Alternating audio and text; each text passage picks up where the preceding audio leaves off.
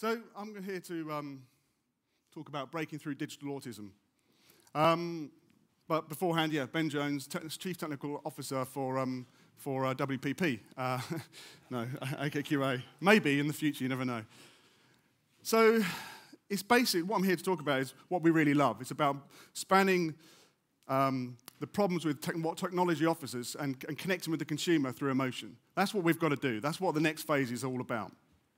So why do AKQA exist? Why do advertising agencies or agencies like AKQA exist? Well, we exist to tell our client stories through application of software.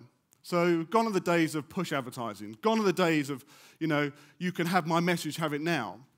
The way we believe to connect the consumer, the way we believe to drive brand affinity, brand awareness is through providing useful, usable kind of utilities to the consumer.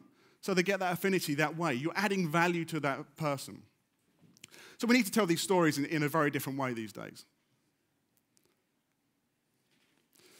So I saw this quote the other day from Seth, and I thought it was a great way of talking about the next phase of the story, which is great stories don't appeal to logic, but they often appeal to our senses.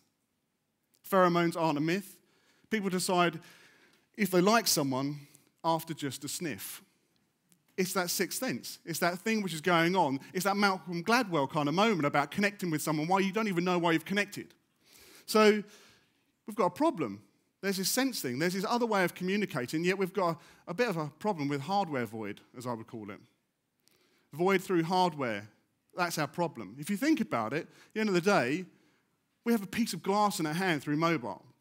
A piece of glass, a piece of hardware, a piece of plastic, a piece of metal, whatever it is, but it's just a piece of glass at the end of the day. It's a void. How can you connect with something like that? You can't. How can we tell an emotional story, connect with the senses with that? It's pretty hard. And if you just rewind, think about the mouse. It's the most ubiquitous input device worldwide.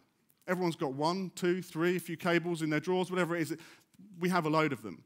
In 1965, it was the best way of, from Stanford, they thought it was the best way of directly interacting with what we're putting on the screen. We're still here today with that device. And the problem is, it's the man in the middle. It takes all that emotion out of the way. There's no connection. So, the latest and greatest device right now, knocking the iPhone to the side slightly and putting it in second place, is the Samsung 3S. He's got one. They're amazing devices, without a shadow of a doubt. But, at the end of the day, it's still a piece of glass. It doesn't allow you to connect with what you're seeing on the screen. You can only look into it. It can't look out. Or can it?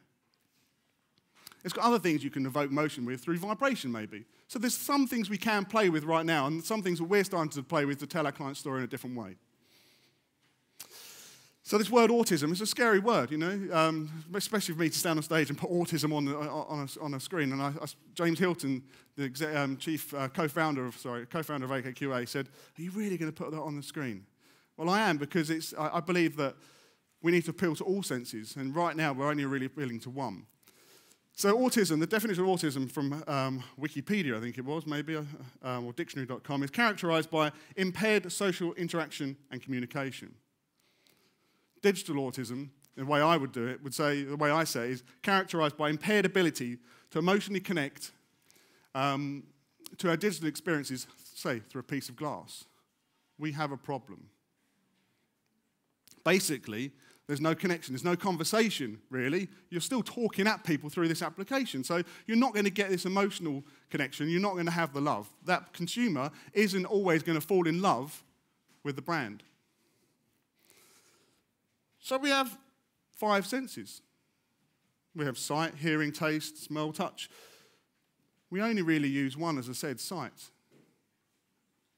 Do we use hearing? Well, there's nothing more frustrating than that person sitting beside in the train, that kid, and he's got the music playing through his phone, and it's just tin, tin, tin, ticking away. It's frustrating as hell.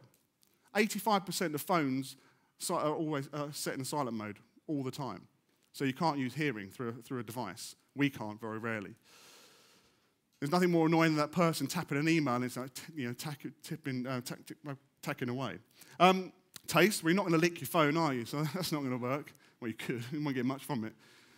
Depends where your phone's been, obviously.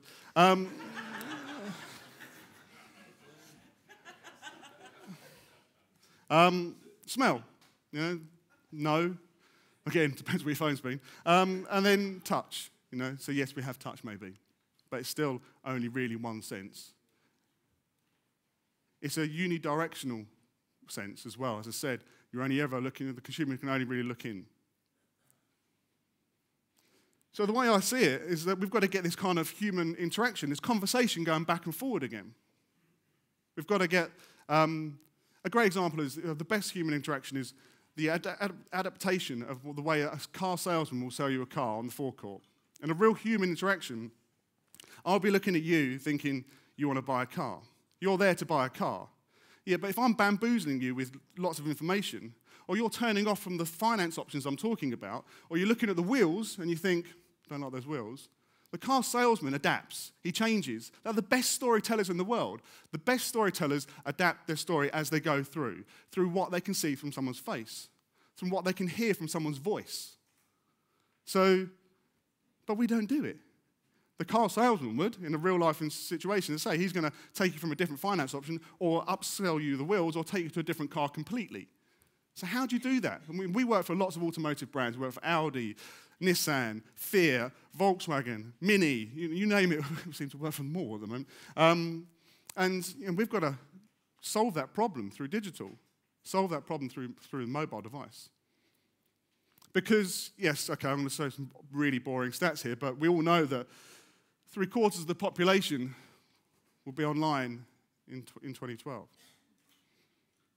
That's pretty immense. But more importantly, why we're all here today is that you've got the projected the mobile internet is going to take over the desktop traffic. So it's our predominant primary channel, and yet we have a problem. We're already seeing it. We did this thing for RBS, Royal Bank of Scotland. And you've got to think about the consumer's mindset. It's money, it's their money, and they want it, they want it to be secure.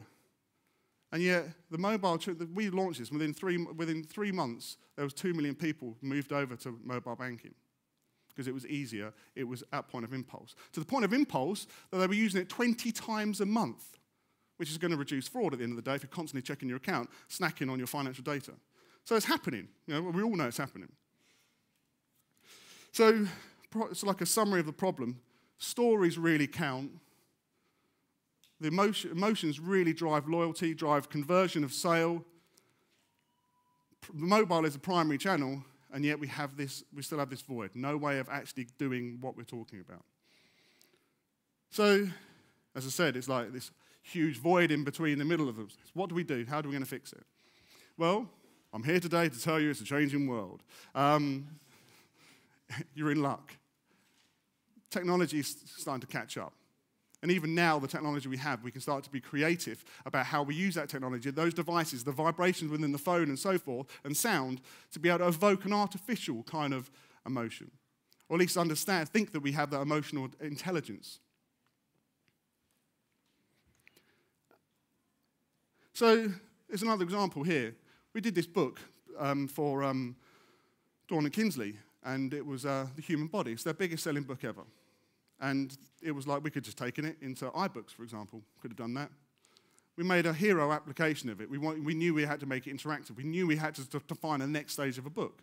Why wouldn't you when you've got a device which actually does certain things? So instead of just putting a picture of a heart up there, which that is, it comes to life.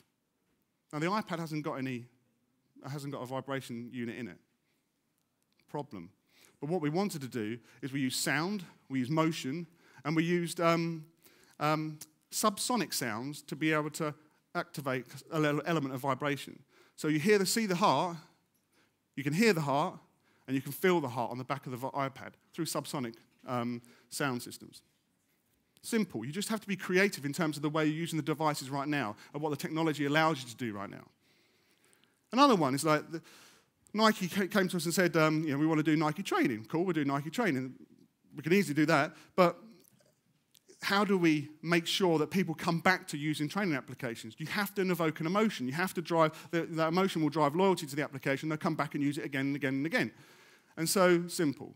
It was about making sure that people feel as though they're performing. Well, how do you do that? Well, the truth is that music enhances performance by up to 3 to 10% in that range. So integrate music and playlists directly into what exercise they're doing and build up the tempo through the exercises each time. As they're getting tired and things start to slow down, you start to change the music. Simple. And then we've got peripherals. So I'm not going to talk about the Internet of Things because I've had 2 talks about that, so I'm going to have to sort of go now, thanks. No, I'm not. You've got the fuel band, for example, and my point is not so much the fuel band, but what that gives us is the understanding of what people are doing and where they're doing it and how they're doing it.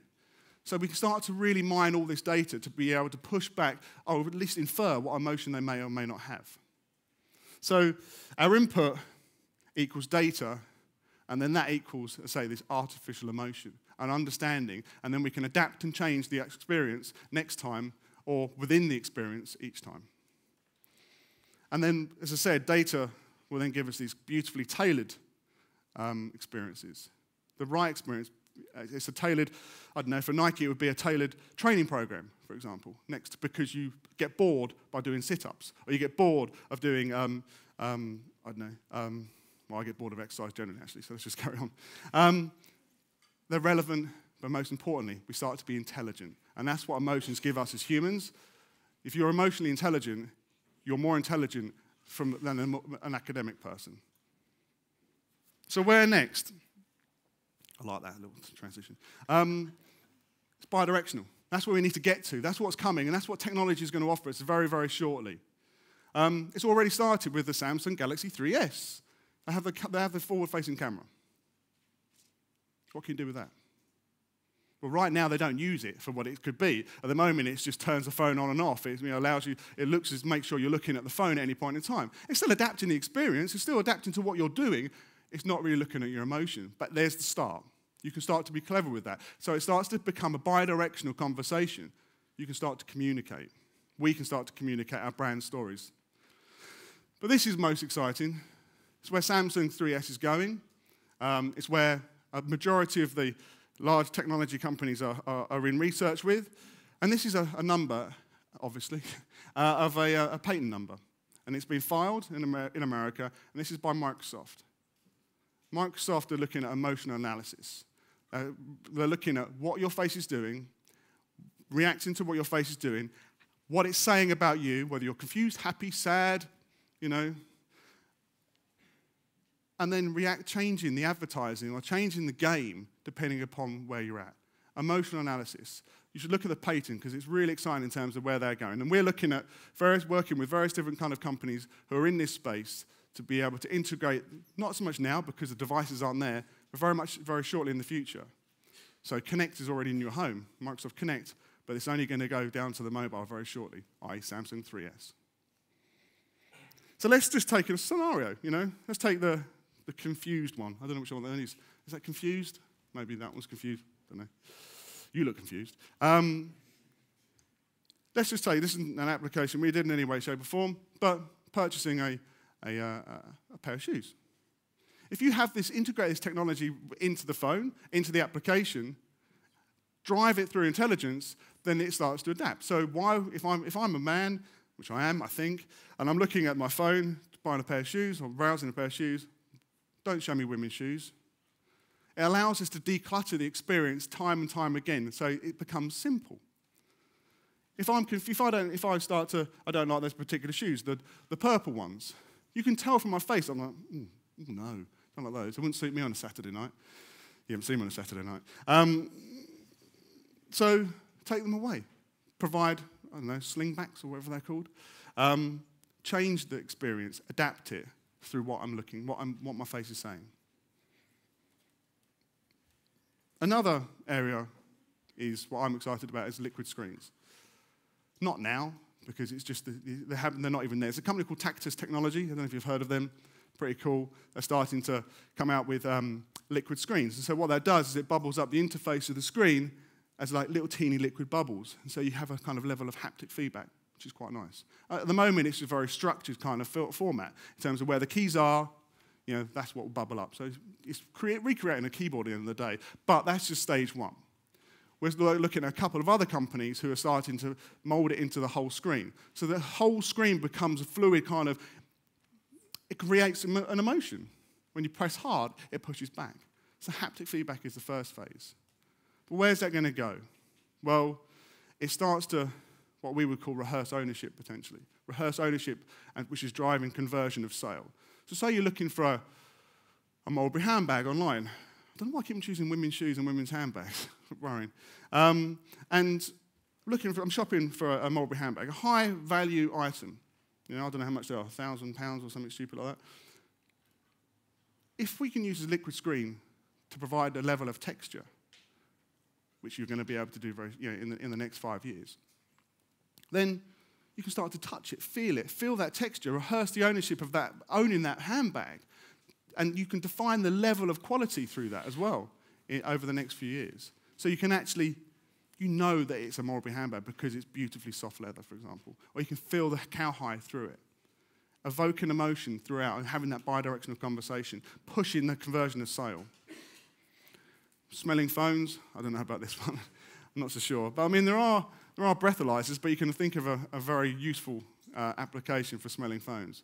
Not only from a pollution and issue across the world to understand where's polluted and where's not, but I mean, imagine if you're on a date and you put your phone in front of the other person and it just tells them that maybe they should brush their teeth and maybe you should go. So you've had data layers and so forth, and what I believe is the next thing is, and what we believe, and what we're looking at is the emotional layer, which is driving emotional intelligence. If you bring data and you bring emotional intelligence together to really understand what's happening, not only through data but through the emotions, then it's going to drive this simplification. It's going to allow adaptation, which is about literally delivering the best experience, the most simple experience, because we can't put a huge amount on a phone. They've always, the best applications in the world, the best ones for us are just the most simplest applications, taking everything away. Every single feature we can think of taking away, we'll take it away to be able to allow the user to come back each time. So those two things allow us to be simple. And I think, Leonardo, you've got to have a quote you've got to have at least 2 quotes if you're an agency. Which is Leonardo da Vinci. Simplicity is the ultimate sophistication. It creates a conversation. It provides intelligence. It provides emotion. And we believe the future is void of the void. Thank you.